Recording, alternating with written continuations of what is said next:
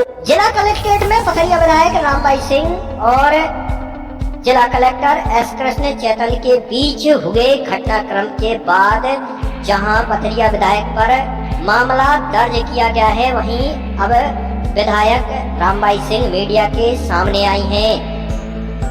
विधायक रामबाई सिंह ने जिला कलेक्टर एस कृष्ण चैतन्य पर उनके द्वारा कहे गए अपशब्दों के लिए जहां खेद जताया है, वहीं जनता के लिए लड़ाई जारी रखने की बात उन्होंने दोहराई है।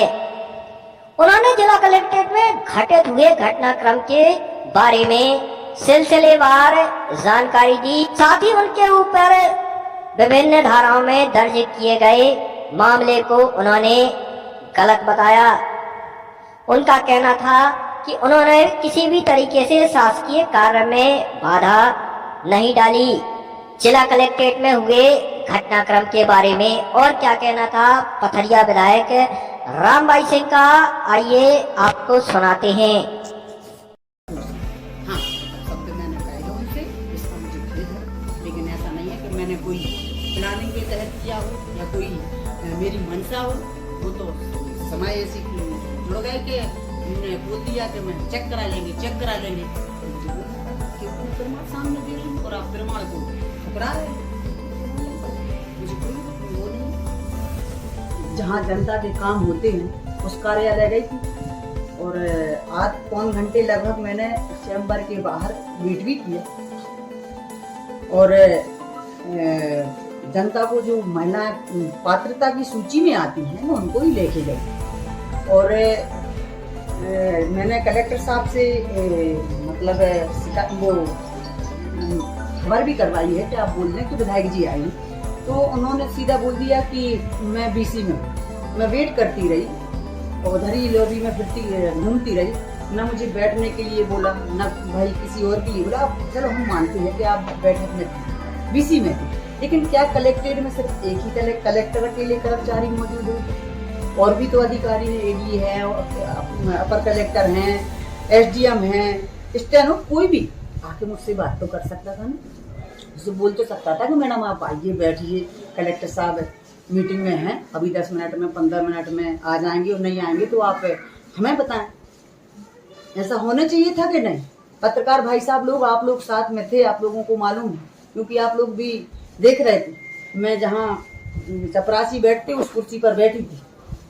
जब कलेक्टर साहब अपने चैम्बर से बाहर निकले तो अपने उस बीसी हो रही थी उस कार्यालय से बाहर निकले तो वो अपने चैम्बर में जाने लगे और मैंने उनसे बोला कि कलेक्टर साहब आप सुन लें थोड़ी, जो महिलाएं आई हैं। तो फिर आके उन्होंने बोला तो सीधे डायरेक्ट उन्होंने यही बोला कि हाँ आपके पास कागज है कि नहीं?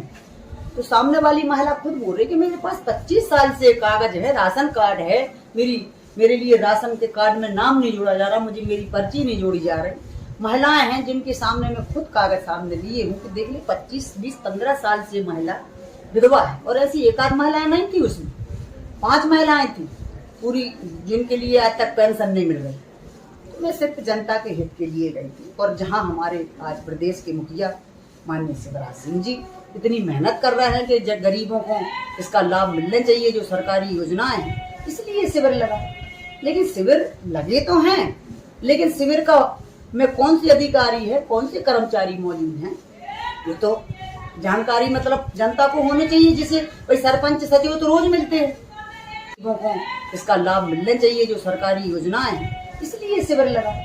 लेकिन शिविर लगे तो हैं, लेकिन शिविर का में कौन सी अधिकारी है, कौन से कर्मचारी मौजूद हैं, ये तो जानकारी मतलब जनता को होनी चाहिए। जिसे भाई सरपंच सचिव तो रोज मिलते हैं, वो तो शिविर ही लगाने थे। अगर ये करना था तो जरूरत क्या थी शिविर की?